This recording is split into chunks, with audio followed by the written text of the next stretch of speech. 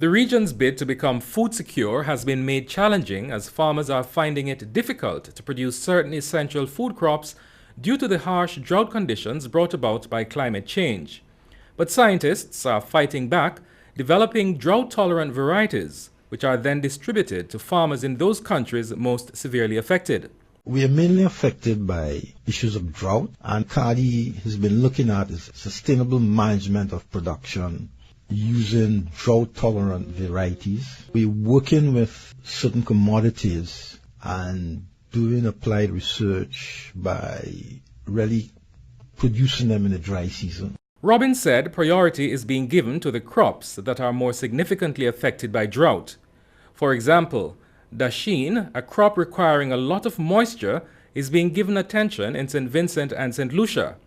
Robin said validation will serve Jamaica, Grenada, Dominican Republic, and all the islands that produce dasheen. New varieties of sweet potato being developed in Antigua will also be used in St. Kitts, Barbados, and islands with similar agroecological zones and rainfall patterns. For the Caribbean region, sweet potato is a very important crop in terms of food security, export, its foreign exchange earning potential, and generally, it's one of the biggest staples that's available. Climate change has also forced Guyana, considered the breadbasket of the Caribbean, to develop new varieties. We have also been growing different varieties of crops that are resistant to salt water, because one of the impact of climate change is that the salt water creep more into the inland areas.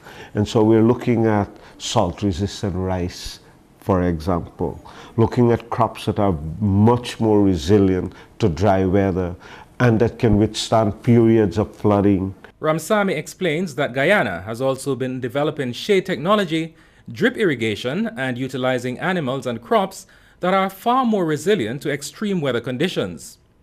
Long-standing legislator in Antigua and Barbuda, Baldwin Spencer, said more frequent and extreme droughts are expected to become a feature of Caribbean weather. And he said the impact of such drought conditions will increase heat stress, particularly for the more vulnerable, such as the elderly.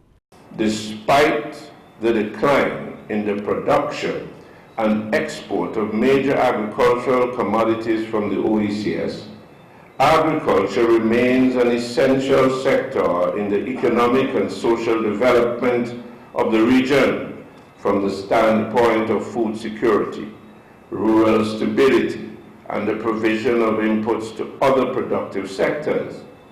These benefits are at risk from climatic events, and this risk only increases as the climate continues to change. Robin said CARDI has been providing sterling contributions to the growth and development of the agricultural sector of member countries of CARICOM for more than 30 years.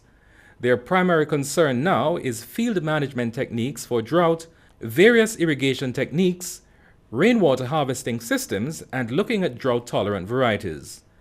Desmond Brown, IPS News, St. John's, Antigua.